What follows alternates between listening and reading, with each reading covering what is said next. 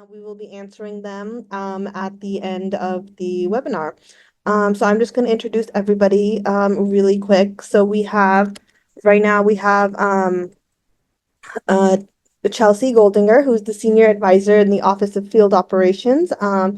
She is on here, as well as Chris Mitchell-Horton. He's the District Director in San Francisco. And then in addition, on our panelists, we have Sarah, I'm so sorry if I mess up your last name, Coolidge George, Senior Advisor, Office of Capital Access. And then also we have Preston Harge, who is here. He's also Senior Advisor in the Office of Entrepreneurial Development. I know Open Silicon Valley is all about entrepreneurs in the Bay Area, so there's a lot of really, really good stuff that they're going to go over with you today that will hopefully help all of you in the future. And thank you again so much to everybody who came and everybody who hopefully will be joining soon. And so I'm going to throw it over to Chris. So thank you so much for that. Good evening, everyone. My name, as I said, is Chris Horton, and I'm the District Director here at the San Francisco District Office of the United States Small Business Administration. What we're showing you here on this slide is just an overview of the territory in which the San Francisco District Office covers. There's 68 district offices around the country. We have 6 here in the state of California. As you can see, starting down in Santa Cruz, going up the coast to the Oregon border, it's the San Francisco District Office. The district office is really here to provide technical assistance, support, access, connections to subject matter experts to make certain that you have, as a small business, the tools, the resources, the information, and the contact of subject matter experts to help you with challenges and opportunities, obstacles that you may be facing with your small business. So you can see there the 14 counties, Alameda, Contra Costa, Del Norte, Humboldt, Lake County, Marin, Mendocino, Napa, San Francisco, San Mateo, Santa Clara, Santa Cruz, Solano, and Sonoma counties. Next slide, please. So as I said, the SBA works to really ignite and help drive thriving businesses. When you think about the whole of SBA, what we are really looking to do is to help thriving communities have thriving small businesses. Because at the end of the day, these are communities that we all want to be able to live, work, and play and raise our family in. So when you take a look at, how we accomplish the mission of the SBA through counseling, capital, contracting, and disaster assistance as well. So again, helping businesses to start, grow, expand, and be able to cover whenever there's a natural disaster. Next slide, please. Where you can find all of our information and tools and resources is by visiting the SBA's websites. There you'll find all sorts of information. What I want you to think about is when you're thinking about a small business, we want to meet small businesses where small businesses are. And what I mean by that is you have a business life cycle, right? The business life cycle starts in ideation. I have an idea of a product or a service that I can monetize and earn revenue from. Then you move into that startup phase. So you're starting a new venture. Then you move into that growth phase. So we have resource partners that we work with that can help you with market analysis, that can help you with, identifying what's the most favorable business structure for you to establish your business with. And then with go-to-market strategies as well. So as you're growing, those are different challenges in that business life cycle that you'll be facing. And we have these resources to help you with that. The next phase of the business life cycle, you are a mature business. You're a sustainable business. And at this point, you have different goals and challenges and opportunities for our resource partners to come in and roll our sleeves up and support you. And then ultimately, that last phase, which is the exciting phase, is when you get to the succession planning, the exit strategy, because you're going to transition.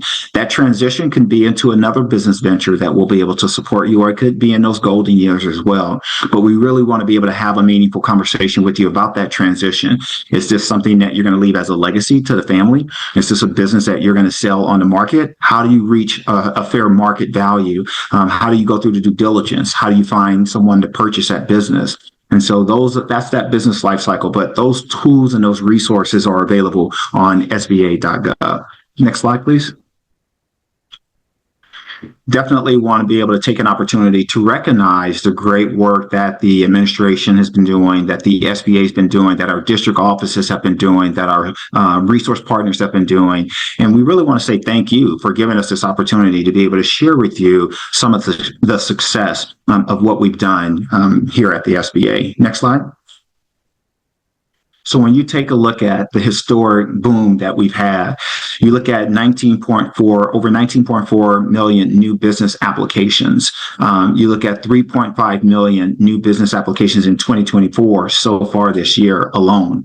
You look at an average of 441,000 applications per month. And when you think about that, that's a significant volume of applications where people are motivated, people are encouraged, people are excited about the opportunity of entrepreneurship. And we see entrepreneurship as a pathway for folks, again, to live that quality of life that they want by being an entrepreneur, contributing to the local market. When small businesses thrive and they're able to contribute to their local markets and their local communities, we all win, because what you have now is you have this tax basis that comes back into the city, and the city is now able to provide good roads for us to be able to drive on, education in schools, housing, retail, parks and rec. And again, it's being able to live in a community that we can live, work, and play and raise our families in. Next slide, please. So when we take a look at, rebuilding from the bottom up and the middle out, Investing in America has resulted in over 19.4 million small business applications. We look at 300 plus billion in private sector investment in manufacturing industry. You look at over 200 billion in bipartisan infrastructure law funding.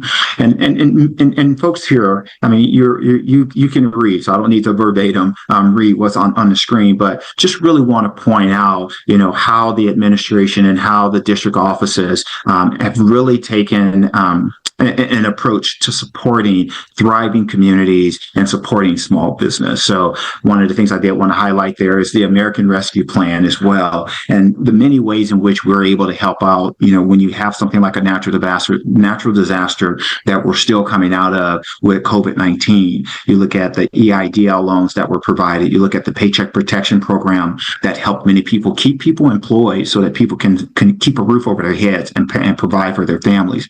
You look at the Restaurant Revitalization Fund, and you look at the Shutter Venue Operators Grant. So ways in which the American Rescue Plan was able to help this economy when we were faced with a pandemic like COVID-19.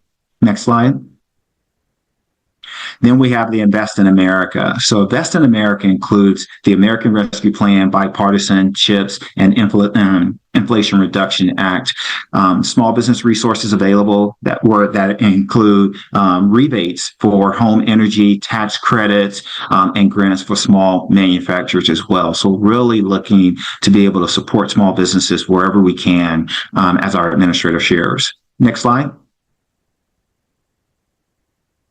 So Investing in America Small Business Hub. So SBA.gov/IIA hub for more information about each of these programs is a great way for you to dive into it.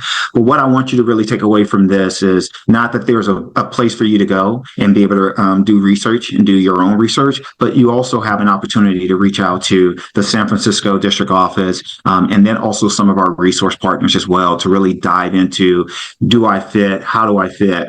How can I take advantage of some of these resources? Next slide. So one of the things that we realize is that access to capital has always been a challenge for the small business community. You can be small, mid-size, or a large business, and that challenge there is something that we really focus on, being able to help folks have a favorable chance of getting the funding that they need for whatever opportunities or whatever obstacles or challenges that they're facing. And so next slide, I'm going to share this with you. I think this is Sarah's section. We want to transition over. All right, then. Sounds good. Oh, I loved it, Chris. Thank you for having so much enthusiasm for my team and the work that we do, because it's so true. The SBA, as I'm sure many of you know, we have a lot of resources that we feel are underutilized, and my team at the Office of Capital Access spends every day trying to figure out how we can get as much money and federal resources out the door to support small businesses. And the way my team does that and the agency does that is through these four sort of main arms. The first is SBA-backed loans. So those are basically examples of government-guaranteed small business loans. I'll talk about those a little bit more in a minute. We also have a private investors pool. So we have a group called the SBICs, the Small Business Investment Committees, that actually give capital in exchange for equity in a small business. That's a newer program. So we're going to talk to you guys a little bit more about that if you're more interested in getting, sort of putting an equity stake in small business as opposed to getting a loan. Then number 3 is we also offer grants for R&D development. And then lastly, we guarantee surety bonds, which is basically if a small business wants to do contracting work for the government or a large private company, oftentimes they'll require some kind of a third party to come in and guarantee that the work will get done. And the government steps in and makes that guarantee. So those are the 4 ways that we, think about getting capital into the small business economy. So, as I mentioned a little bit before, these programs are for small business owners, workers, and, this capital can be used for, anything that you want to use it for. There is a capital product for you. So, some of those benefits, especially that we like to brag to, is that we have fair interest rates. We have lower down payments than, the rest of sort of banks and industry. And our loan programs come with counseling and other educational opportunities. It can be really helpful, especially to young small business owners. As I mentioned, this is just a list of a number of examples of how our guaranteed loan program can help you. So, if you're trying to buy a small business, you can take out an SBA loan to buy another small business. You can take out an SBA loan to, refinance some kinds of debt. You can take out an SBA loan if you're a coffee shop owner to buy an espresso machine, pizza oven. If you own a restaurant, you can use it to buy land that, your gym, you own a small chain of gyms and you can use an SBA loan to purchase that property and that equipment. And so just this slide is an example of really all the different ways that you can use our loan products.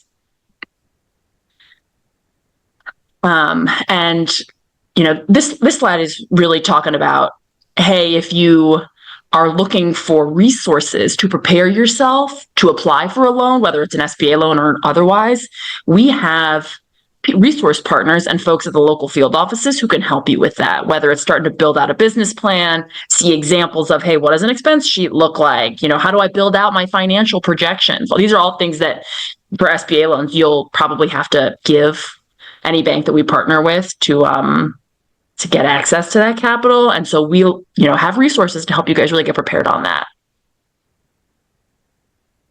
And then this next slide, I'm actually quite proud of because I worked on this tool. So the government at SBA, we're always trying to get better at how we use tech to make our products more accessible. And we've actually seen a big hole in the market for small businesses who don't have strong relationships with financial institutions. And so we created this tool and are continuing to iterate on it that basically targets small business owners who might not have a great relationship with their bank. And so, any small business owner or person can go on to LenderMatch, the LenderMatch tool. It's literally like sba.gov/LenderMatch. And you can plug in your capital needs, the type of business that you own or work at. And within 48 hours, you will receive a list of lenders who are pre-approved to give you access to that capital.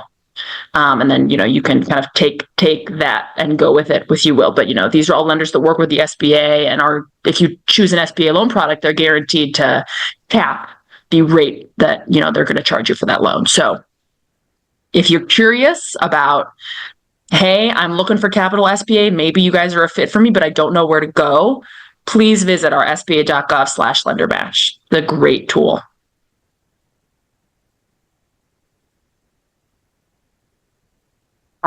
So this slide is just talking about how, hey, we have again, a lot of resource partners in our field offices and other folks who can help you learn a little bit more about what that application process might look like for a loan. These are just a number of different things that, we lenders take into consideration when you apply for a loan.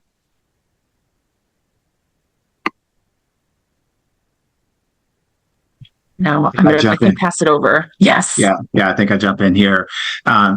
Hey, Sarah, do you mind if I add a little bit about the 5 C's of credit real quick before I move on? Please. Yeah. So just to add a little bit, so the 5 C's of credit, what that is, it's the, if you were to think about it, it's the playbook that credit underwriters use, and it's industry-wide when they're starting to do their underwriting for any loan that you request. So you're looking at, typically there's this question, what's your borrowing cost? Why are you coming to the lender and why are you looking to borrow funding? And then from that borrowing cost, you're going to get what's your primary and what's your secondary sources of repayment. And typically what a underwriter's looking for is that primary source of repayment is going to be revenue generated from the business operations. But then we're going to go into these things. And so cash flow is your debt service coverage ratio. So an easy way for you to think about it before approaching a lender is for every dollar you want to borrow, you're generating $1.25. So that's that first thing as far as that cash flow. Sometimes the lenders are going to ask you to put collateral together to mitigate their exposure to risk. And then the conditions, a perfect example is 2 conditions we've just had. COVID-19. Is your business structure to be able to thrive during and survive during a situation like the COVID-19 and then the high interest rate environment that we were previously in?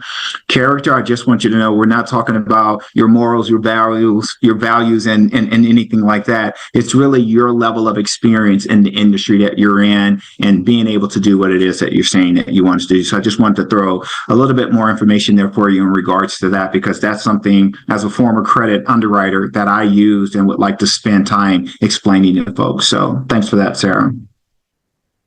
Next slide.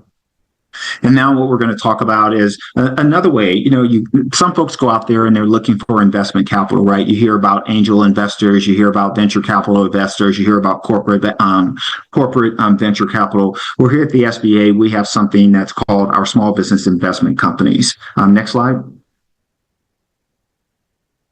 So this is an opportunity where if you're looking for an opportunity for someone at an early stage business to have an investor come in where you're not typically giving up, a certain percentage of the ownership of the business or the profits of the business, you can consider something like the SBICs that will be that investor to come in, as it says, connections and expertise in your industry and business investment through debt, equity, or a combination of both, because sometimes you don't necessarily only need a debt instrument like a loan or a line of credit. It could be some liquidity and equity that's put in place up front as well. Next slide. Research and development. So you got the small business innovation research, and then you got the small business technology transfer. This is for early stage tech companies that you're able to generate technology that can, and at a future date, become commercialized. And this is where grant funding can be provided to help you with that. I would take, those of you that are in the Silicon Valley area, this may be something that you would want to take a look at a little bit deeper. Next slide. So again, the program, if you're technology focused, as I said earlier, small businesses looking to fund research and development, there are federal grants. Here are some of the key areas that funding is available. And AI, which is extremely huge these days, a big part as we move forward in the 22nd century. Clean energy, water infiltration. So these are some areas in which you can consider participating in this program and seeking more information on this program. Next slide. Bonded for, so government contracting. Government contracting is a huge opportunity. And the way I like to position it when I'm talking to folks is when you're looking at government contracting, you can look at government contracting as a means to create legacy because you're able to seek larger projects and revolving projects as well. And so one of the things in which you can take consideration for that is the surety bond program, which guarantees the surety bond from select providers so that more small businesses can qualify for and win. And that's part of that thing, is that when you are looking at government contracting, there's two components, the surety portion of it, but also the part of being able to have liquidity, because many contracts require a certain amount of liquidity to be able to cover the upfront cost. And so you want to be able to have a means to do that. And these are programs and opportunities within the Small Business Administration that can help you in that particular situation. Next slide. I think a couple of these next ones are some of the program updates from my office. So I'm going to steal the mic back from you, Chris. The next couple of slides, guys, as I kind of have mentioned, are just some updates, some policy updates, and some new loan programs that we're introducing that we've heard from industry would be really valuable to small businesses. So one of those is this working capital pilot that is detailed on this slide. And so basically, you can think about a working capital tool to sort of be almost like a credit card. It's a revolving program where instead of having to take on a big chunk of money, like say $2 million at a like fixed rate, you sort of get access to this line of credit. And if you don't use all of it, you don't have to pay for all of it. And so it just gives more flexibility to small businesses. And we're folks really excited about that. So, please ask questions about this at the end of the presentation. But that's one new thing we've got going on. And then, as I mentioned, this is just a little bit more detail on what's going on in the working capital program. So it just, provides a line of credit that kind of allows you to manage your cash flow in a more efficient way that's just not as cost limiting.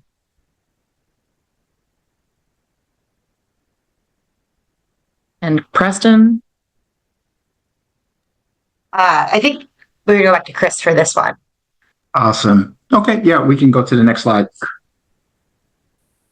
Yeah, this is what we were talking about a little bit earlier about the government contracting. The federal government, we spend about over $600 billion on an annual basis. And these are products and services that we don't make, that we have to go out and we have to provide. Bless you, Sarah. Bless you. Bless you, Sarah.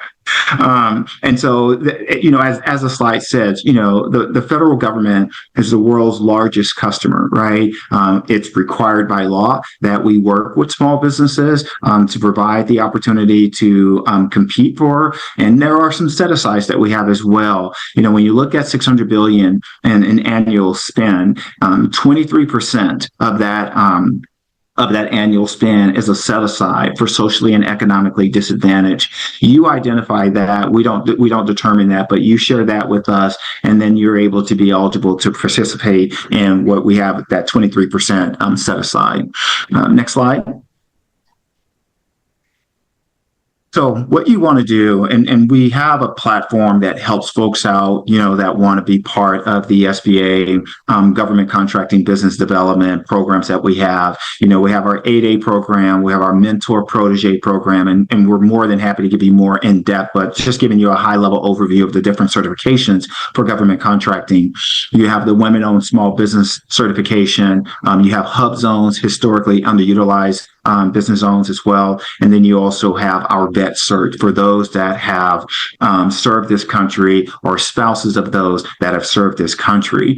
And so this is what I was saying, is that 23% of all prime government contracting dollars each year are set aside for these specific programs. And when you go to the website, there's very in-depth information about, qualifying and what the process is to apply for those.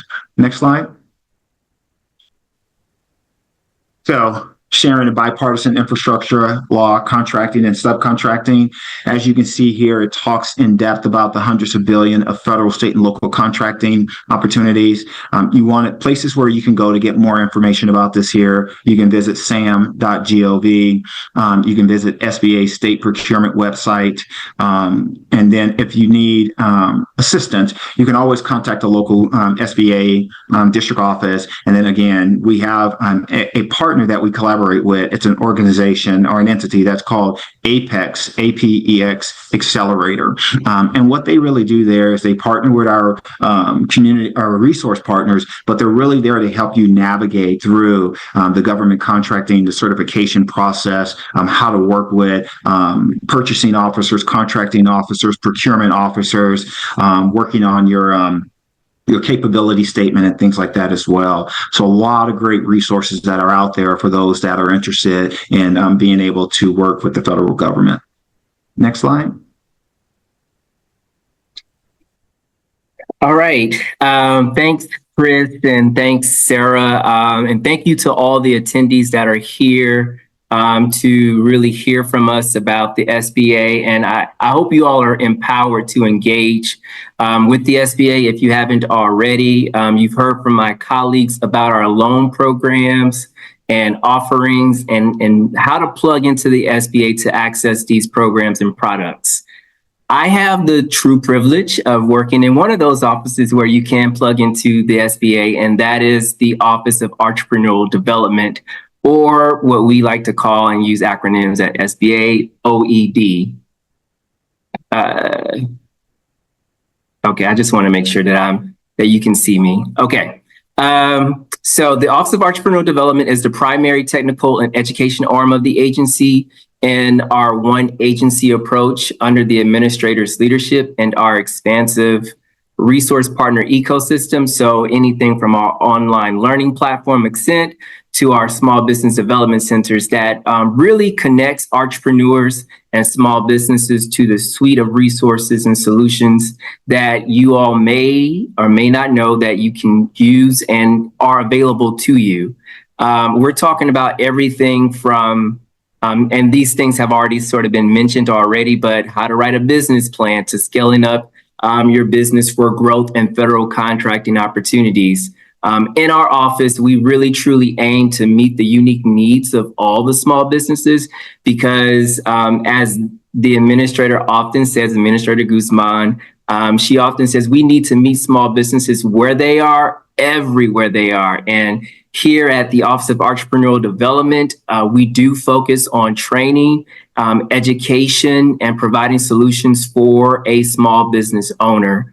So let's just talk through a few scenarios of how we engage with small businesses. So let's say if you're a small business owner that's a startup and you need a little bit of hand-holding, maybe it's SCORE. It may be a good fit for you because it's maybe one of our 10,000 plus volunteer retired executives through that program can provide the coaching, the education, and mentorship needed to get your business going. But, you know, let's say if you're a small business owner that it has kind of graduated from that startup phase and you're ready to access capital, but you probably need help writing or fine tuning a business plan or documenting your finances, or like Chris mentioned in a previous slide, your market research or securing a loan with the SBA lender, or just get capital ready, then maybe it is one of our small business development centers, and or what we like to call, we love acronyms at the SBA, SBDCs. And our SBDC network consists of 63 lead centers across the country and over 900 service centers. And we have partnerships with historically Black colleges and universities and minority serving institutions that can really help your small business access the capital or get capital ready. Like, again, my colleague Chris mentioned, he talked earlier about the 5 C's. They can really help you with those things. And so, you know, that's a resource. But let's say you're a small business owner that really doesn't have the time to meet with the resource partner. You got a lot of things you're dealing with, a lot of plates that you're juggling. Well, that's okay because we also offer self-guided trainings and advice through our digital platform and learning center like Ascent to help you really grow your business, whether it's in the startup or expansion phase.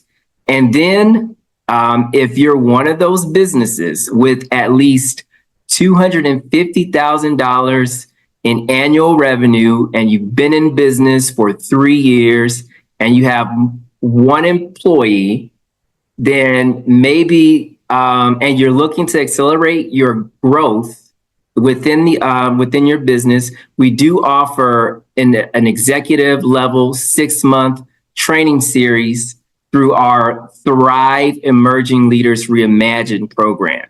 That program is really beneficial if you're looking to scale and scale quickly. In our office, we are also focused on helping small businesses with challenges, whether they are short-term, like supply chain disruption or workforce development, or even long-term challenges like the cybersecurity challenges that small businesses are facing in the e-commerce world. And through our annual Cyber Summit, which is coming up soon, matter of fact, next month, during that Cyber Summit, we really try to connect small business owners to cyber experts to provide turnkey solutions to combat cyber challenges. And we also have what we call the Cyber Assistance Pilot Program, which is a grant program that awards states to provide training, counseling, and other tailored cybersecurity services for startups and emerging entrepreneurs. And I believe our current grantees in that program are Colorado, Hawaii, Indiana, Ohio, and Virginia. So if you know any small business owners in that area, they can tap into that particular program. And, these are all services that we're providing in a 21st century economy. So that require us to really evolve our technology. And so we're streamlining our technology with Nexus, which is a Salesforce platform to better serve you all, our American small businesses. And so I do hope that this slide and us talking gives you a better idea of what the Office of Entrepreneurial Development is doing. But I'll close with this. If there is a resource that you need to get access to, the easiest way to get access to that is if you go to our website that's been mentioned, sba.gov /local assistance to find the nearest resource partner or local SBA office to really help you. And that can direct you to the right resources for your business. And I believe I am the last person to present. So I'll stop and say, you've heard a lot of information and we really want to open up this space to hear from you all and answer some of your questions. So I'll let the folks take it away. Thanks, Preston. Thanks, everyone, for listening. We'll start with questions that are already in the chat. If you have additional questions or if there's something that you're like, I wonder if SBA does this, feel free to add those in the chat as well. Submit your questions there. The first question we'll go through asking about a typical interest rate, generally for an SBA guaranteed loan. Sarah is going to take that one. That's such a great question. We get it quite often. It really depends on your industry, on the size of the loan that you're asking for, and on the bank that you work with. You should ask your local or regional bank or go on to Lender Match to get matched with SBA approved lenders to then ask them what the interest rate band looks like, because it depends, and I will stop there. But I actually know we didn't talk a ton about all of the different SBA loan products. And I wanted to just mention that, at a high level, our two flagships are the 7A program, which is really used for working capital, and our 504 program, which is used for PP&E. So it's like you want to buy a coffee machine if you're a coffee shop. And then we also offer small dollar loans, micro loans that we directly lend out. And then we have a couple of loan programs for underserved communities, the CASBLC, the Community Advantage Program. Thanks, Sarah. Next question, I think Preston probably makes sense for you to answer. What is the difference between an SBIR and STTR? or Chris, whoever wants to answer. I'll let Chris take that.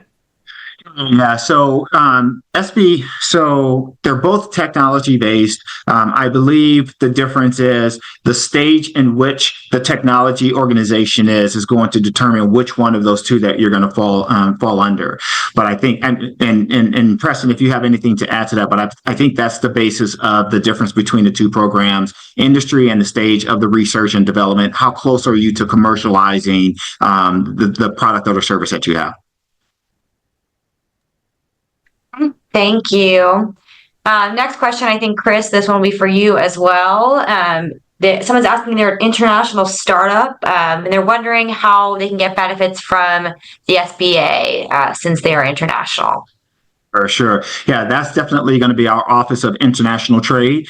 So I think Preston may have mentioned that as one of the program offices. So it's really just a matter of you reaching out to, you can do a couple of different things. You know, we're service oriented, right? We want to serve, we want to help you. We want you to have a local person that you can talk to. So you could always reach out to the district office. We can always then help navigate and get you connected. You can also go directly to the SBA.gov, put OII in there, or Office of Internet or just international trade, and resources will come up for you there.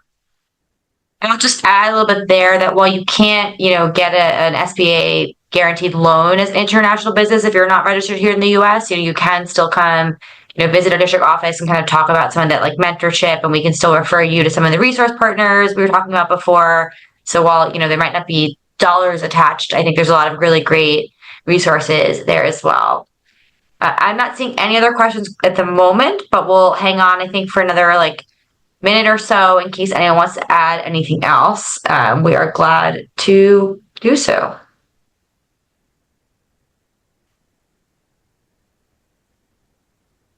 We'll send a follow-up with the website listed, as well as, Chris's information in the local district office. I think many of you are local to the Bay Area where Chris is based and the area that he and his team serve.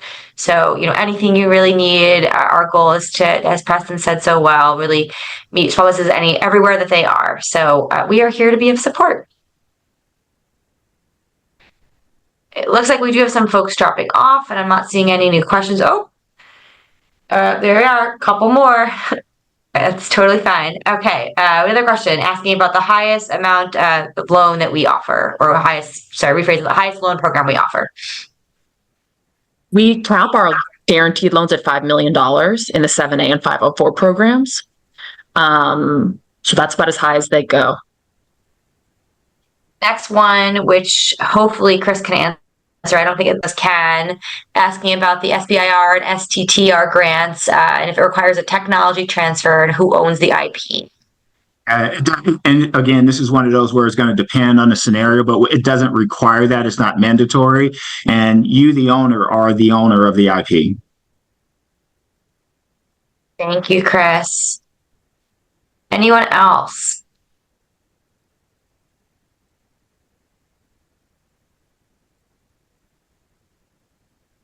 I get a really great next step. If you're like, I really want to do this thing, is this follow up, reach out to Chris. We share, give that email address and he will either talk to you directly, or he has a lot of awesome team who specialize in this work as well. Oh, ask me, where do we find a 7A loan? That's a good one. Sarah, you want to take that one? So I recommend LenderMatch, using that, SBA.gov/LenderMatch tool to find lenders who will give you a 7A loan. So, and I'm not really sure how much you know about the program, but at a high level, the government basically partners with private sector lenders, and then we guarantee between 75 and 90% of that loan with the lender. So you, as a borrower, actually go through the lender's process of getting a loan. And so, but to learn which lenders partner with us and participate in our 7A loan program, you should go to sba.gov/LenderMatch. Okay, I see a question about startup loans. I'm not entirely sure what the question is. If you want to put a follow-up in the submit a follow-up question to that, we can try and answer it, but I'll move on to the next one. For a mentor match, how does that program work? Is there a requirement for proteges to find a mentor before applying? Can you explain how you find a mentor? This one I think is squarely within Preston's territory this time. whoever could take it. Yeah, so a mentor can be found through the 8A program portfolio. So that's the government contracting office. And so I do believe that there are certain criteria to become a mentor. You have to have been an 8A recipient, which is a person that went through that government contracting program to acquire government contracts. You have to have been either a certain certification contractor. So there's different certifications for folks that participate in the 8A program, mainly minority. Then there's women owned. Then there's small veteran disability, veteran disabled, I believe. And then I think there's another one I'm missing. But Chris, can you help me on the other? Yeah, you got it covered. So you got the 8A program, you got the Hub Zone program, you got the Women-Owned Small Business program, and then you also have the VETSER. So Yeah,